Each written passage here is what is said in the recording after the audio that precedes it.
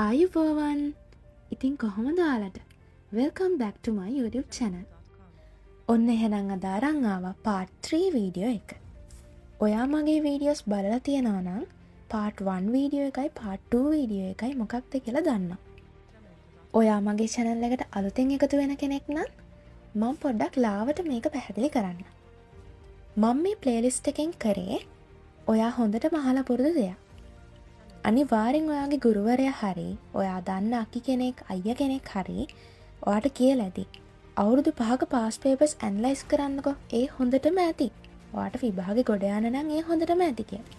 ඒත් ඔයා තාම මේක කරේ නැති නිසා තමයි මම මේ වීඩියෝ ලිස්ට් එක ගෙනාවේ. ඉතින් මේ වෙද්දිත් part 1 වීඩියෝ එකෙන් මම unit 2 එක ඇනලයිස් කරලා ඉවරයි. part 2 වීඩියෝ එකෙන් මම unit 3 එකයි unit 4 එකයි දෙකම ඇනලයිස් කරා. ඔයා ඒ වීඩියෝ දෙකම අනිවාර්යෙන් ගිහින් බලන්න. හරි ඔන්න ඉතින් අද මම ඔයාලට ගෙනාවා part 3 වීඩියෝ එකෙන් සත්වයා පාඩම unit 5 එක. ඇත්තටම මේකේ හරිම නම සත්ව ආකාරය හා එහි ක්‍රියාකාරීත්වය. කමක් නෑ අපි සත්වයා කියලා කියමු. ලේසියිනේ. ඉතින් ඔයාලා හැමෝම දන්නවා අපිට සිලබස් එකේ හම්බෙන බයොලොජි රිසෝස් බුක් එකේ හම්බෙන ලොකුම පාඩම තමයි මේ සත්වයා කියලා කියන්නේ. ඉතින් ඒ වගේ පාඩම ස්මාර්ට් විදිහට කරන්න ඕන නම් ඔයා මේ වීඩියෝ එකේ අන්තිම වෙනකන් රැඳිලා ඉන්න. මුලින්ම කියන්න ඕනේ කලින් වීඩියෝස් වල වගේ නෙවෙයි මම මේක කරේ. මොකද කිව්වොත් මෙච්චර ලොකු පාඩමක් මම ටොපික්ස් වලට ලියන්න ගත්තොත් මට මුළු පාඩමම ලියවෙනවා. ඇත්තටම කිව්වොත් ඒක ටයිම් වේස්ට් කරන වැඩක්.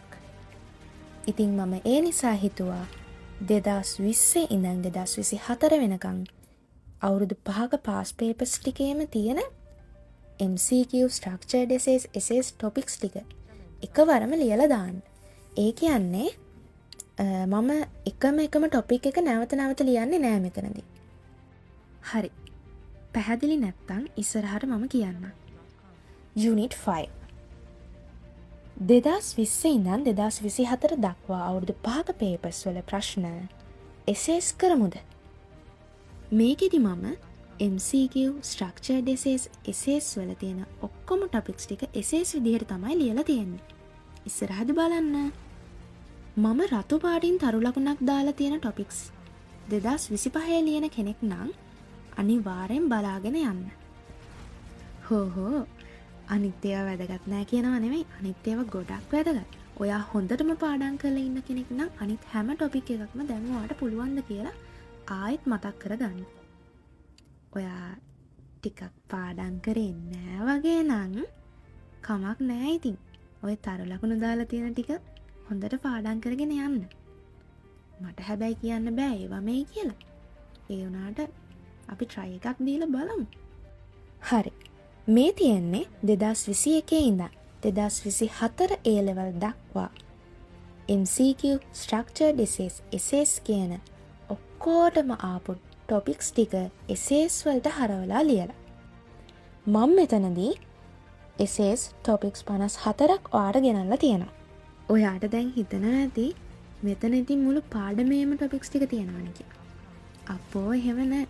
මෙතන තියෙන්නේ පොඩිම ප්‍රමාණයක් විතරයි. මට ඕනනම් ටොපික්ස් 100ක් ඊටත් වඩා හදන්න පුළුවන්. මේ දීලා තියෙන ටොපික්ස් 54 තමයි 2021 ඉඳන් 2024 දක්වා නැවත ඇවිල්ලා තියෙන්නේ. ඊළඟට මම මෙතනදී දාලා තියනවා නේද 2025 MCQ පේපර් එක කොහොම වෙයිද වගේ එකක්. ඔව්. මම ඔයාලට මේ දාලා තියෙන ටොපික්ස් 10ක් තියෙනවනේ.